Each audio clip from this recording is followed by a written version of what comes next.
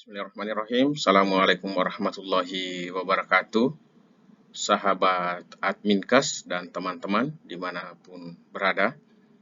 Mari kita menyimak materi konsep dasar ekonomi kesehatan. Definisi.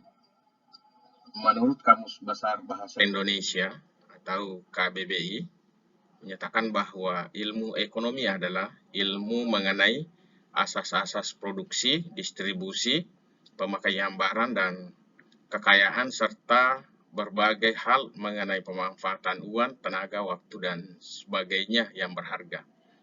Sementara menurut Abraham Maslow menyatakan bahwa ilmu ekonomi adalah salah satu bidang pengkajian di mana ilmu ini mencoba untuk menyelesaikan masalah atas keperluan manusia melalui berbagai sumber ekonomi yang sudah ada berdasarkan kepada teori dan prinsip tertentu dalam suatu sistem ekonomi yang sudah dianggap efektif dan efisien. Kemudian, sifat kebutuhan ekonomi yang pertama adalah berbeda antar orang yang satu dengan yang lain. Kemudian yang kedua, tidak sama sepanjang waktu. Kemudian yang ketiga, berkembang baik jumlah maupun kualitas. Dan yang ketiga, bisa bersifat saling melengkapi atau bertentangan. Kemudian jenis kebutuhan manusia terbagi atas tiga. Yang pertama adalah kebutuhan primer, sekunder, dan tertier. Kemudian kebutuhan jasmani dan rohani. Dan yang ketiga adalah kebutuhan masa kini atau yang akan datang. Jadi sumber daya yang pertama sumber daya alam atau natural resource, kemudian sumber daya manusia, human resource, kemudian sumber daya modal atau capital resource, kemudian keahlian kewirausahaan atau entrepreneurship, kemudian teknologi dan manajemen. Kemudian ilmu kesehatan masyarakat. Menurut Winslow menyatakan bahwa ilmu kesehatan masyarakat adalah art and science dalam upaya mencegah penyakit, kemudian yang kedua upaya memperpanjang harapan hidup, dan yang ketiga upaya meningkatkan derajat kesehatan yang efektif dan efisien.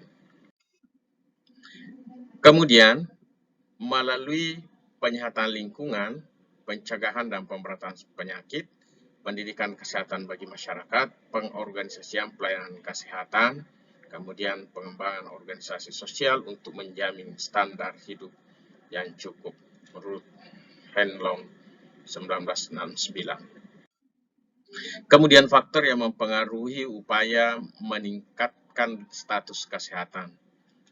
Tentu ini kalau kita berbicara status kesehatan dipengaruhi oleh tiga. Yang pertama adalah genetik, kemudian yang kedua adalah lingkungan, kemudian ketiga adalah perilaku, dan yang keempat adalah pelayanan kesehatan. Kemudian kita mencoba masuk ekonomi syariah. Ekonomi syariah adalah bentuk percabangan ilmu ekonomi yang berlandaskan nilai-nilai Islam. Ekonomi syariah melandaskan pada syariat Islam yang berasal dari Al-Quran, Sunnah, Ijma' dan Qiyas. Tujuan ekonomi syariah adalah falah. Falah yaitu kesuksesan yang hakiki berupa tercapainya kebahagiaan dalam segi material dan spiritual serta tergolong dalam kesejahteraan dunia dan akhirat. Kemudian, prinsip dasar ekonomi syariah pertama adalah keimanan dan ketakwaan.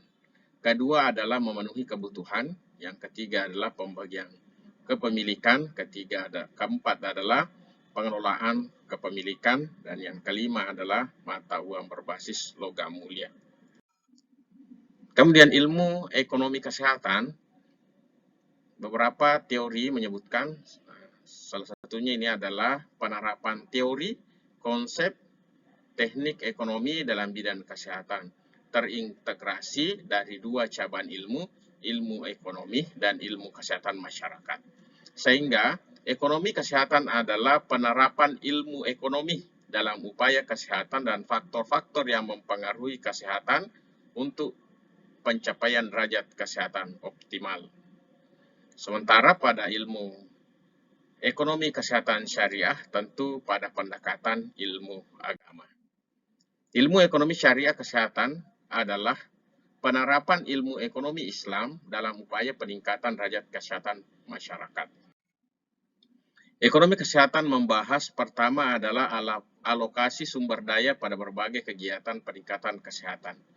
Kemudian yang kedua, jumlah penggunaan sumber daya di bidang kesehatan. Ketiga adalah pengorganisasian dan pendanaan institusi-institusi kesehatan.